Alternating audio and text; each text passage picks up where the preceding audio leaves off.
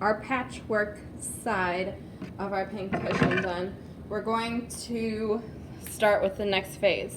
And that begins with cutting our interfacing. You're going to cut the interfacing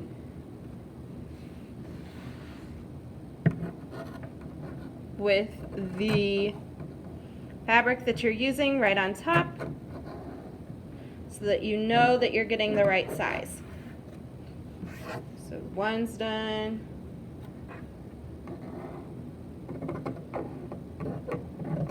And the next one is also done. Now that we have our interfacing cut to the size of our fabric, you're going to lay your fabric down, right side down onto the ironing board. And I don't know if you could see this real well, but on the side of the interfacing that you are going to put down on the fabric, there are little dots. These dots are like glue when you heat them up. On the other side, it's nice and smooth, whereas this side that goes down is going to feel kind of bumpy. So you lay it right on top. Place your press cloth on top of that, and then hold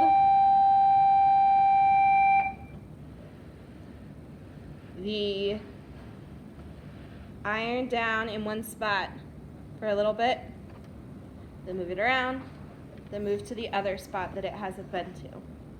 You'll lift it up, and the interfacing is now going to be fused to our fabric. And you'll repeat this with the other piece as well. Now you're going to notice that your patchwork part of your pincushion is about 1.5 inches larger than your base fabric, your plain fabric. So you're going to lay, just like you did with the interfacing, lay the back side of your pincushion down, and you're just going to cut the extra off. Okay, so now that we have it all cut out, I have pinned the right sides of my fabric together. And if you notice right here, I used my marking pencil to mark about 1 inch wide along the side of my fabric. I've also put 2 pins right here to help me remember that I need to stop there as well. The reason that we have this is we're going to leave this hole so that we can stuff our pincushion. And if we didn't, then it would just be a flat piece of fabric, okay? Doubling up your pins is something that you can do regardless of whether or not you have a marking pencil. That's what I grew up doing, and it works just as well to help you remember that you need to stop. Right.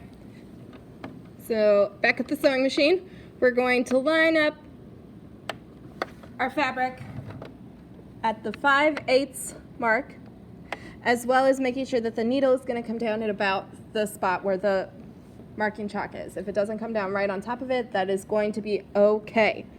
So we're going to start off going straight, a couple stitches, press our reverse button, then go forward, take out our pins as we go.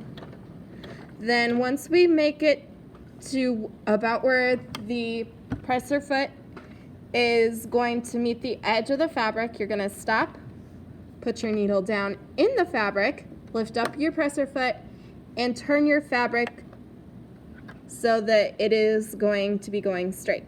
You're then going to keep going, put your presser foot back down, and continue stitching at about 5/8 of an inch from the seam.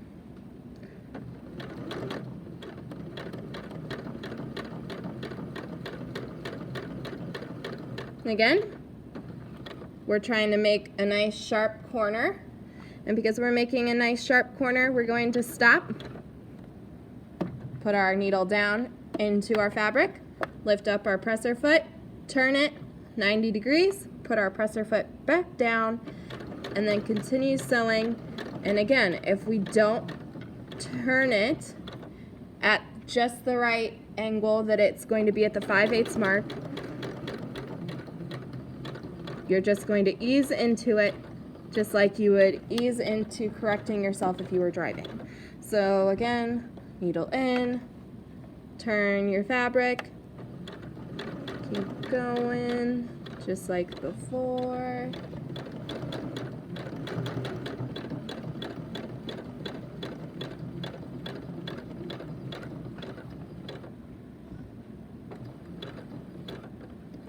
Stop there, turn it.